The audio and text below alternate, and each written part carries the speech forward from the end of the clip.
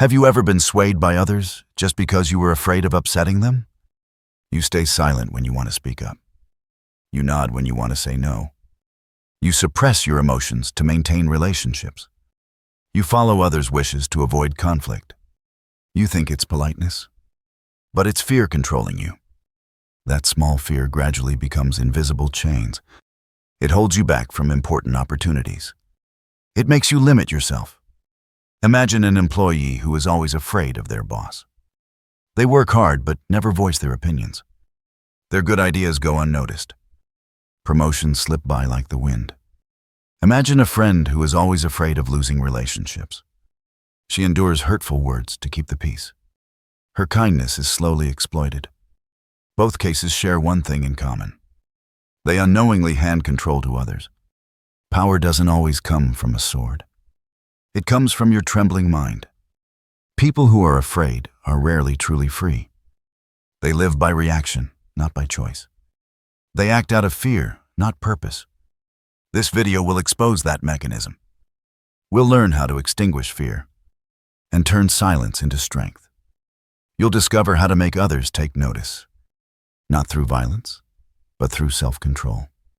In the next few minutes, we'll begin a journey. You'll understand why the strong don't need to shout. And why is silent courage more formidable than aggressive words? What do you think makes people easiest to control? Fear of being disliked or fear of failure? Share your thoughts in the comments below. Part 1. The cost of fear when you hand over power to others. Fear is not just a fleeting emotion.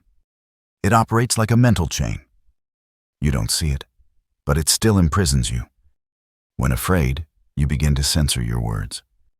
You say less than you think. You hide ideas out of fear of reactions. You shrink your ambitions to avoid risks. Your actions are bound by worry. Big decisions become safe choices. You prioritize avoiding conflict over pursuing goals. That's how power is handed over without a fight. Those who display fear, others will notice. They read the traces of your weakness. They test your limits from the first moment, and they gradually expand those limits. Control doesn't need words or commands. It only needs you to limit yourself. Those who seek to manipulate look for that weakness. A sign of weakness might be a nod. It might be a reluctant smile. It might be a prolonged silence. Those small signals invite exploitation.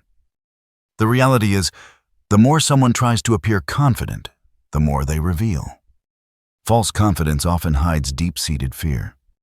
When challenged, they react unnaturally. They hesitate, they backtrack, they seek to appease. Those moments create leverage for others. Machiavelli pointed this out clearly. Those ruled by fear lose before the fight begins. If your mind has surrendered, no external force is needed. Power is nurtured by silent submission. Fear distorts your perception. It magnifies imagined threats. It shrinks your ability to see real opportunities. When afraid, you misjudge risks. You see dangers as larger than they are. You avoid where you should step forward. Fear makes you systematically passive. Others notice this pattern quickly. They push further until you give in. This process unfolds subtly. No loud words are needed, just habits. The habit of silence sends a clear message. That message is, I am easily controlled, and the world will treat you according to that message. You train your environment with the limits you allow. The more you yield, the more they believe you won't resist. The more you fear, the more you permit intrusion. Fear is also a contagious social disease. When one person in a group is afraid, the pressure spreads.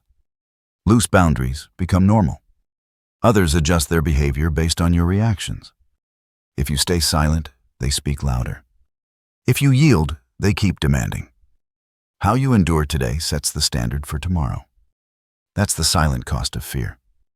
You lose your power to decide, step by step. You hand others the key to control you. Their power grows quietly. In the end, you don't realize you've been overtaken. You only feel an emptiness in your life. An emptiness called missed opportunities. Understanding this mechanism is the first step to freedom. When you recognize the chains, you can break them. Remember, Fear is not your essence. It is a reaction that can be changed. Part 2. The psychology of submission. When you place others on a throne. At work, you avoid conflict to keep the peace. You agree with your boss, even when you don't. You suppress your thoughts to avoid becoming a target. In relationships, you hold back words to maintain calm. You agree to unreasonable demands. You change your behavior out of fear of being abandoned. On social media, you only post what's acceptable. You hide your true opinions to avoid criticism. Slowly, you place others on a pedestal. They become the measure of your worth. You judge yourself through their eyes. This is the subtle worship in everyday life. You diminish your own value to gain acceptance. This self-lowering happens mostly in your mind. It's a toxic internal dialogue. You repeat to yourself that you're not good enough. You convince yourself you're unworthy. You force yourself to fit the mold others expect. Each time you do, your self-belief erodes. You gradually forget your goals and self-respect. Those who dominate don't need to demand much. They only need to plant fear and wait for results. When you're afraid, you hand them power. That power grows as you continue to yield. Those with power read the signs of weakness. They adjust their actions to gain an advantage. No grand commands are needed, just small tests. A well-timed compliment, a subtle request. If you comply, they gradually raise their demands. The process is quiet but highly effective. You lose your autonomy without realizing it. That's the mechanism of subtle submission. It turns ordinary people into social puppets. You think less and act on reflex. Your self-control slowly vanishes from your life. Machiavelli observed people this way. Those who seek to rule understand this clearly. They know planting fear is more effective than open force. Fear makes the weak submit willingly. Thus, worship isn't always sacred. It can stem from invisible anxiety. When you cling to acceptance, you surrender power. Society responds based on the signals you send. If you're always docile, they'll exploit it. If you set clear boundaries, they'll respect you more. Self-lowering is a choice with consequences. It elicits matching responses from your environment. You need to recognize submissive habits early. Listen to the words you tell yourself. Observe how you act around those with power. That's the roadmap to reclaiming your power. Start by saying no when you need to. Set boundaries with actions, not pleas. Respect begins when you respect yourself. When you stop placing others on a throne, you're free. Power doesn't always come from aggression. It comes from clarity and decisiveness. You can maintain dignity without harming anyone. You just need to stop letting others exploit you. Now reflect on the life you're living. Have you ever felt you're living for others' expectations? Part 3. Why the fearless always win. Being fearless doesn't mean being reckless. They control fear rather than letting fear control them. Their mind are clear of anxiety. Without clouds, their vision is sharper. They see opportunities others overlook. The fearful see risks everywhere. The fearless see opportunities everywhere. The difference lies in their inner state. A calm mind processes information better. It distinguishes clearly between risk and imagination. It doesn't exaggerate irrational consequences. It doesn't let external judgments cloud its reasoning. The fearless act with calculation. They wait for the right moment to move forward. They don't chase short-term reactions. They know silence is a tool of power. When provoked, they don't rush to respond. Their silence unsettles their opponent. The one who reacts impulsively loses the advantage. The one who stays silent and observes holds the upper hand. Silence allows for analysis and strategic counteraction. It's a subtle way to control the narrative. The fearless don't need to show off. Their calmness creates its own authority. Others sense they're not easily swayed. No one wants to confront someone who doesn't lash out, because they offer no weak point to attack. True power comes from self-control. When you master your emotions, you master your actions. And when your actions are controlled, outcomes change. Machiavelli understood this in his study of society. He said power belongs to those who manage themselves, not those who win through fleeting outbursts. Those who hold their ground and choose their moment prevail. Power is the result of emotional strategy. The fearless have a strategy for every situation. They prepare and act with purpose. They don't let amplified emotions dictate decisions. When others panic, they stay calm. When others argue, they listen and pick the right moment. This creates a significant difference. That difference determines who holds power. Imagine a tense boardroom. One person ignites the room with harsh words. Another quietly observes and asks a timely question. That question dismantles the opponent's argument. The entire room turns to the calm one. Power shifts from noise to silence. This is the art of winning without striking. The fearless understand the value of restraint. They practice patience in every action. They're wise when needed and ruthless when necessary. But ruthless here means efficient, not senseless aggression. When required, they act decisively and swiftly. That action resolves disputes cleanly. Others see the result and adjust their behavior. From this comes respect, sometimes tinged with fear. This fear isn't the ultimate goal. It's a byproduct of their ability to control the situation. If you want to hold power, start by mastering yourself. Practice silence before reacting. Practice observing before concluding. Practice choosing the moment instead of rushing. Power will follow from those small steps. And in the end, the fearless will win quietly. Part 4. The mechanism of power. When you fear, you train the world how to treat you. When you give in to yielding, you send a message. That message says, I'm easygoing and won't resist. Every interaction has an unspoken language. The behavior you repeat becomes a signal. That signal guides how others act. If you stay silent, they learn silence is allowed. If you give in, they learn that yielding is the norm. The world can't read the thoughts you keep hidden. It only reads the actions you show outwardly. From those actions, others form expectations. They test with a small request first. If you agree, they gradually raise their demands. This process unfolds naturally and quietly. No threats need to be spoken. They only need to observe you a few times, and they'll adjust their behavior until they succeed. Imagine a character named Min at a company. Min seems assertive and works hard. But Min always yields under harsh feedback. He doesn't push back when the boss is clearly wrong. He takes on extra work to avoid disapproving looks. Colleagues gradually pile more tasks onto Min. Work stacks up, but his position stays the same. Min wonders why he's not advancing. But the evidence lies clearly in his behavior. He has taught his environment how to treat him. Once, Min was regularly assigned overtime work. He agreed again without complaint. Those assigning the work saw it as a given. They didn't think to ask for consent first. Boundaries were eroded step by step. One day, Min realized he was completely exhausted. But when he tried to set boundaries, the reaction was intense. Colleagues acted surprised and annoyed. They said Min had changed and wasn't sacrificing enough. Min was put in a position to prove himself again. Why? Because he had trained them before. He had allowed boundaries to be crossed repeatedly. And now the environment reacted to the loss of that habit. Min's story is a universal lesson. It repeats in families and relationships. It repeats in friend groups and communities. When you endure daily, people get used to it. They don't mean to hurt you. They just act based on what works. If they gain from your yielding, they continue. If your behavior doesn't change, they don't change. You teach others how to treat you through what you accept. This is a basic but often overlooked principle. Society operates on repeated conventions, and those conventions start with individual behavior. You can't expect others to know your boundaries if you don't state them.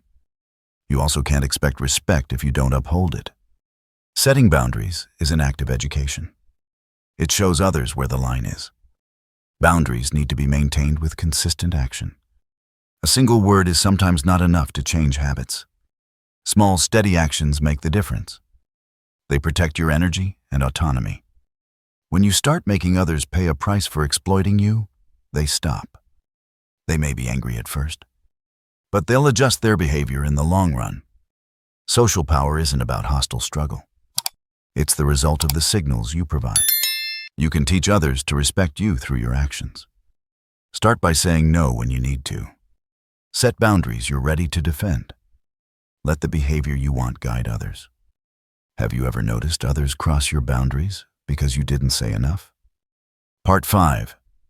The illusion of morality. When the good are crushed by the effective. The world doesn't always reward the good. It rewards the effective.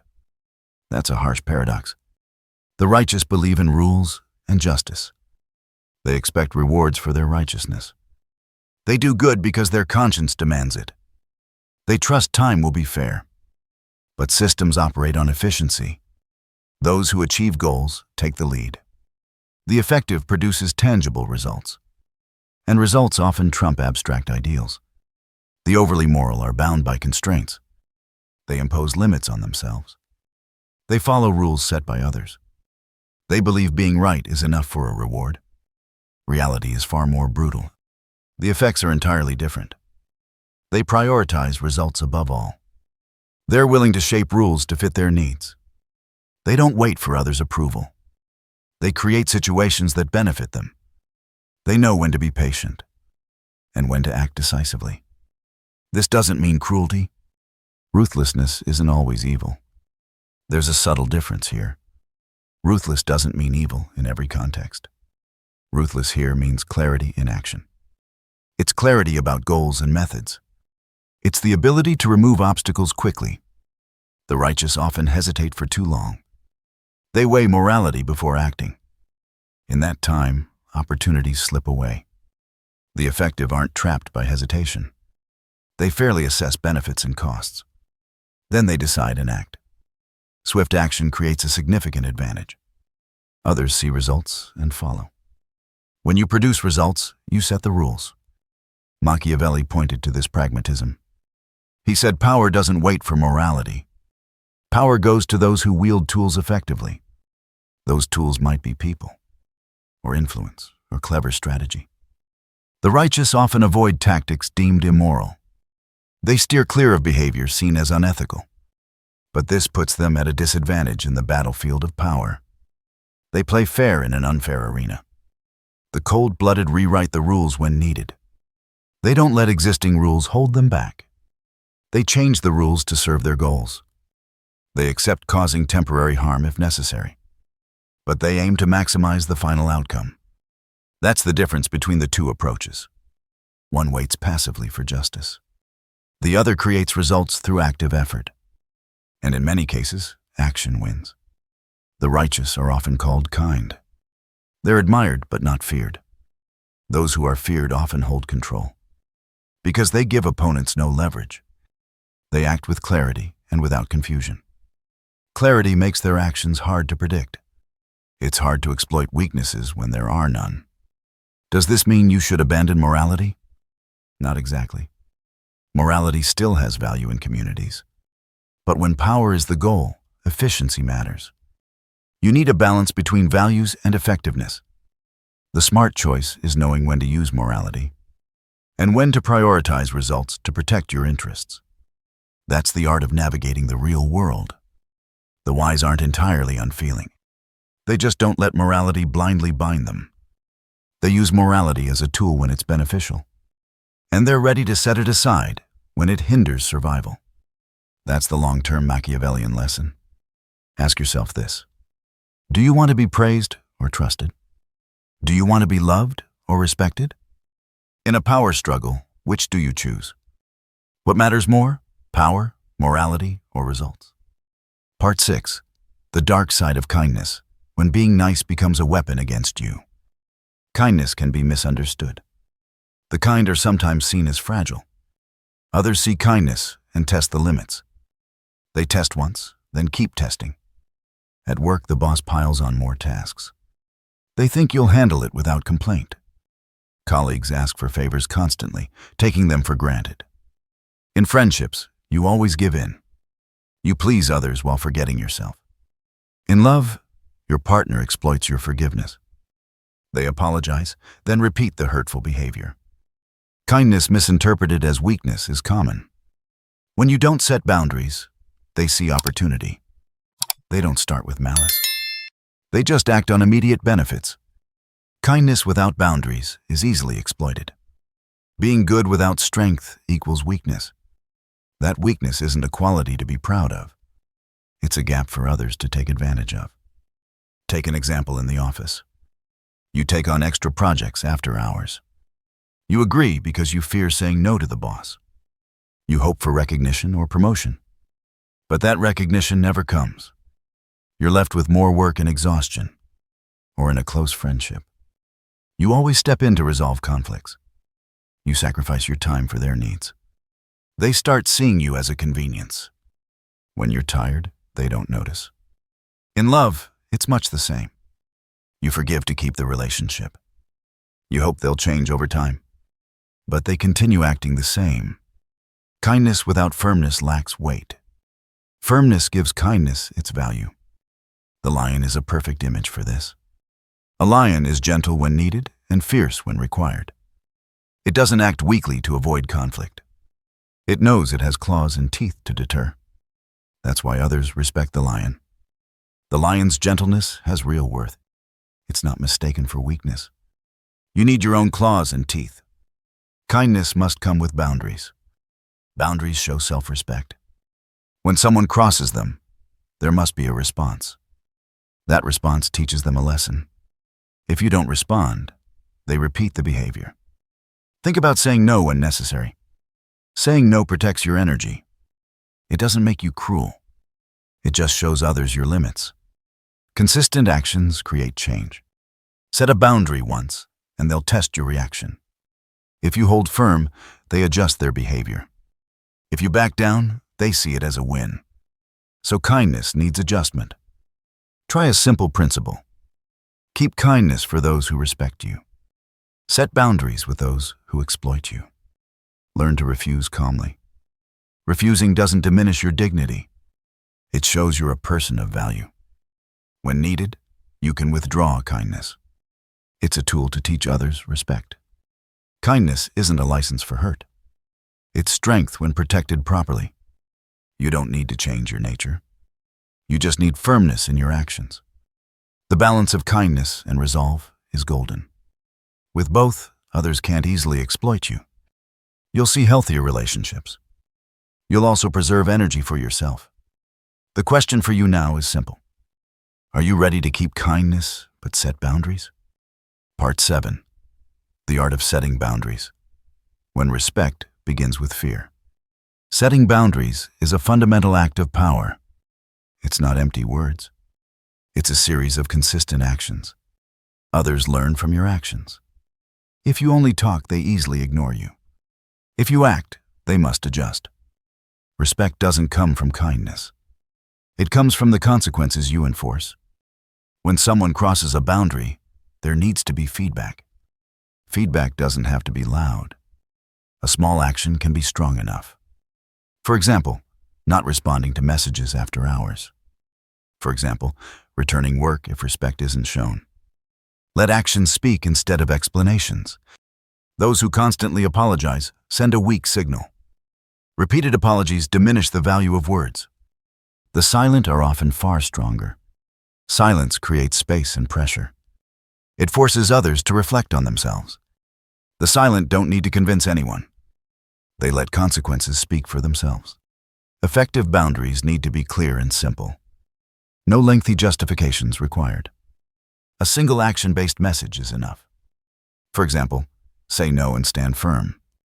If they persist, reduce interaction immediately. That action trains them gradually. They learn that one time isn't enough. Persistence is the key to success. Boundaries must be maintained through habit. Each time you back down, they push further. Each time you stand firm, they adjust their behavior. Power comes from consistency. That's the difference between deterrence and outburst. Deterrence establishes a lasting understanding. Outbursts create tension and resistance. Choose deterrence over impulsive reactions. Define your personal boundaries clearly. Know what you will accept. Know what you won't accept. Write them down, if needed, to visualize clearly. Then practice how to respond. Start with small daily situations. For example, decline invitations when you're busy. For example, withdraw when unfairly criticized. Small exercises build big habits. Once habitual, boundaries maintain themselves. Others will sense that stability. They'll respect you more over time. Boundaries don't need to be harsh. They just need to be clear and consistent. You can be kind and firm at the same time. Kindness has value when backed by consequences. Firmness doesn't make you less human. It shows you know your worth. Practice setting boundaries through actions. Avoid repetitive explanations. Actions build trust and change. When needed, choose silence over explanation. Silence makes others question themselves. It's stronger than lengthy defenses. Practice silence in challenging situations. Observe how others react when you're silent. Learn to choose the timing and degree of silence. Sometimes silence is a gentle wake-up call. Sometimes silence signals you won't tolerate. When you combine silence with action, the impact is great. That action might be a temporary withdrawal, or a clear handoff of responsibility, or a reduction in the service you provide. These actions are the language of boundaries. They teach others your position. You don't need a show to be respected. You just need to act according to your standards. Start today with one small boundary. Observe how the world responds. Adjust as needed, but don't retreat too soon. You'll see respect grow over time. Have you ever tried silence instead of explaining to show others you're not easily dismissed? Part 8. Self-mastery, the ultimate level of strength. Self-mastery is the true measure of strength. It's not the absence of emotion. It's the ability to control emotions when needed. The strong don't let desires dictate actions. They don't let anger cloud judgment. They don't chase the need for recognition. When emotions are managed, decisions are clearer. You don't react from negative instincts. You act based on set goals. That's the difference between reacting and responding. Reacting is a thoughtless outburst. Responding is a deliberate and planned choice. Those lacking self-mastery are often exploited emotionally. Others use words to provoke and control them. An insult or provocation is enough. Those who lose their calm lose strategic advantage. Those who control emotions maintain the upper hand. They know when silence is a powerful weapon. They know when swift action is necessary. They don't work for fleeting emotions. They master their inner energy. Machiavelli saw this importance clearly. He noted that ruling oneself is the foundation of power. Those who can't master themselves can't govern others. Power out there reflects inner power. When you're steady, opponents lose leverage. They can't manipulate you with emotions. You become an unpredictable and formidable entity. Not formidable through aggression, but because you give opponents no foothold. Emotional control is the ultimate weapon. It renders others' tactics ineffective. They invest time probing you. They test, they pry, they provoke. If you don't react, they grow weary. They retreat or shift to another target. Self-mastery saves precious energy. You don't get swept up in negative emotions. You can use that energy for a long-term strategy. You think more than act hastily. You weigh costs and benefits with a broader view. Those with self-mastery control their words and actions. They speak sparingly, but with weight. They act at the right time, decisively. Self-mastery also maintains a stable image. Others see you as reliable. That stability leads to lasting influence. You don't need many words to prove yourself. Sometimes silence is the strongest statement. When needed, the self-mastered use power effectively. They aren't haunted by minor consequences. They're ready to take responsibility when required. They understand power is a tool, not an end. Power used rightly protects goals. Self-mastery is also quick recovery. When they fail, they don't panic. They learn, adjust, and move forward. The vulnerable fear mistakes. The self-mastered accept calculated risks. They don't let emotions rule their lives. They build habits to train themselves. Those habits create lasting strength.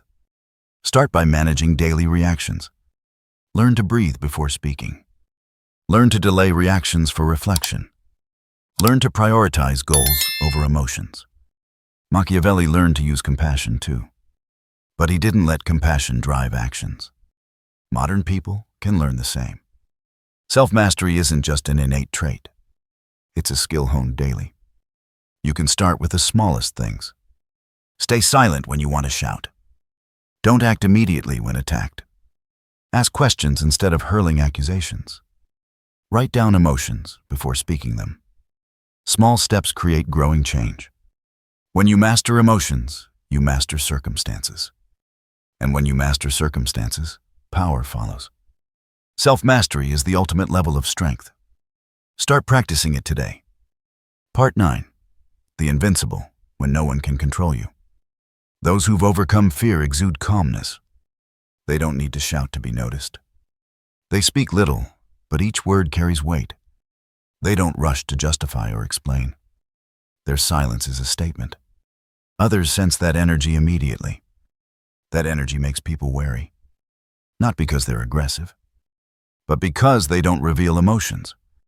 There's no emotional weakness to attack. No one finds an easy foothold. Any tactic loses its effect quickly. Others try various ways, then give up. They tire of seeing no reaction. In communication, the invincible holds power. They listen more than they speak. They observe deeply before acting. They let time clarify everything. When needed, they make decisive choices. Those choices often end disputes. They know the value of selectivity. They don't waste energy on futile things. Others quickly notice the difference. They can't manipulate this person with emotions. Every attempt at manipulation becomes time-consuming. So people gradually avoid escalating conflicts. Their presence reduces extreme behavior. They become the standard for group conduct. Others adjust to that stability. That's power without coercion. Its power is born from inner strength. No one can bribe someone who needs nothing. When you need nothing, you have nothing to lose. Nothing to lose means not easily bought. Money, fame, or affection no longer serve as bait. You can't control them with consequences. They don't chase praise or fear rejection. This makes them formidable in their own way. Formidable, not through cruelty, but because they're an immovable force. They don't waver under social pressure. They don't trade values to please others.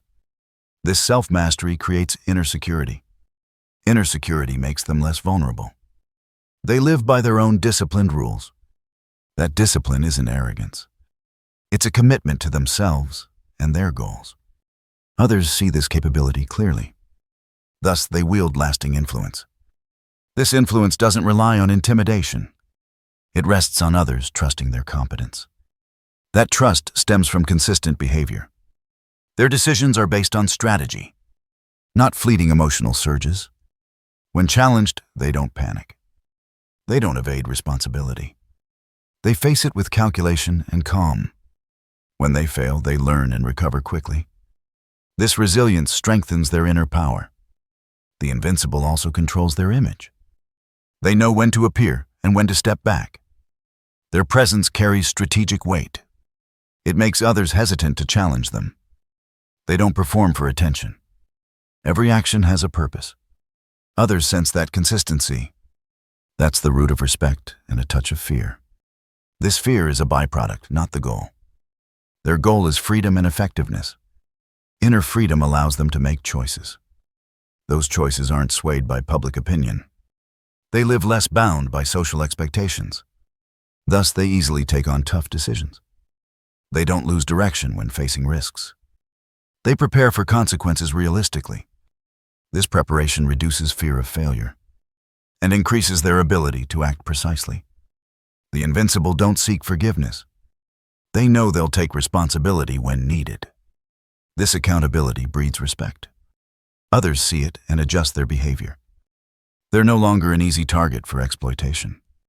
Instead, they become a pillar in a group. They're both compelling and intimidating. That's a state many aspire to. But it requires long-term training. It demands facing your own fears head-on. Then, Practice different daily responses. Start with small, consistent actions. You can become that invincible person. Do you believe those who fear losing nothing are truly free? Part 10. The Journey to Fearlessness. Start the journey to fearlessness with a simple decision. The decision to face your fear head-on. Don't avoid or deny that feeling. Confronting it is the first and crucial step. Write down what you fear most if needed. Naming the fear makes it less vague. Next, observe with detachment. Observing isn't self-blame. It's seeing repeated patterns of behavior. You note when fear arises. You identify the specific triggers around it. Record the habits that make you hesitate. With enough observation, you see the pattern. Patterns allow you to intervene deliberately. The next step is discipline, but humane discipline. Discipline doesn't mean being harsh with yourself. It's creating structure for daily behavior. Start with small but consistent rules. For example, don't answer messages during work hours. For example, say no to one unreasonable request each week. Practice these small actions daily. They build the foundation for big change. Small actions chip away at chains piece by piece. No terrifying leap is needed for progress. Each time you act despite fear, you grow stronger. Fear is instinct, but acting despite fear is courage. Repeat that in your mind every day. Practice confronting in safe environments first. Start by voicing opinions to loved ones. Then expand to the workplace. Increase difficulty gradually and sensibly. When you fail, don't see it as a defeat. Failure is valuable learning material. Analyze the cause and adjust your strategy. There's no progress without mistakes. Self-mastery comes from repetition. Discipline builds tolerance for risk. Risk tolerance opens opportunities. Opportunities are where power begins to form. Alongside discipline, manage your inner world. Pausing before reacting is a key skill. Breathe deeply, count to 3, then respond. That small pause reduces impulsive reactions. It gives you time to choose your behavior. Learn to turn fear's energy into action's energy. Write down specific steps to handle situations. When faced with a trigger, follow the practiced steps. This habit turns reactions into deliberate responses. Don't overlook the importance of physical health. Adequate sleep sharpens the mind. Regular exercise lowers inner stress. Good nutrition supports a stable mental state. A healthy body strengthens emotional resilience. When you're physically strong, fear is easier to tame. Build a supportive circle around you. Choose friends and colleagues who radiate positive energy. Avoid relationships that constantly trigger negative emotions. Sharing goals with trusted people boosts accountability. Honest feedback is a valuable guide. Don't expect change overnight. Fearlessness is the result of a long journey. It requires patience and self-compassion. As you move forward, celebrate small steps. Acknowledge progress to stay motivated. Remember, power isn't a destination. Power is the ongoing process of self-discipline. Machiavelli reminds us that only those who control themselves, they are worthy of controlling the world. This isn't a call for cruelty. It's a call for responsible self-mastery. True power comes with great responsibility. When you control yourself, you can protect others. You aren't exploited for others' ambitions. You don't need to prove yourself to be valued. You become hard to bribe or manipulate. Make a concrete action plan for next week. Choose a small fear to confront immediately. Write 3 response steps for when you're triggered. Practice them in a safe situation first. Evaluate the results and adjust for next time. Repeat this cycle weekly. Over time, fear will lose its grip. You'll grow more assertive step by step. And eventually, you'll see a transformed self. Start today with one small action. That's the beginning of the fearless path. Conclusion. Fear doesn't vanish in an instant. It's crushed by steady action. Fear ends where self-mastery begins. When you take control, fear loses its grip. You no longer chase approval. You no longer live for others' gazes. Power starts with steadfast self-mastery. It grows from small daily decisions. Each time you say no, you lay a brick. Each time you stay silent, you add a layer of armor. Each time you stand firm, you make a statement. Power doesn't need boasting to exist. It shows through long-term consistency. It shows through the ability to take responsibility. Don't beg for safety from others. False safety weakens you over time. Become a force the world respects. A force here is someone not easily manipulated. A force is someone with no emotional foothold. When you need nothing, you can't be bought. True power carries great responsibility. Use power to protect, not to destroy. Learning self-mastery is learning to master responsibility. Start with one small action today.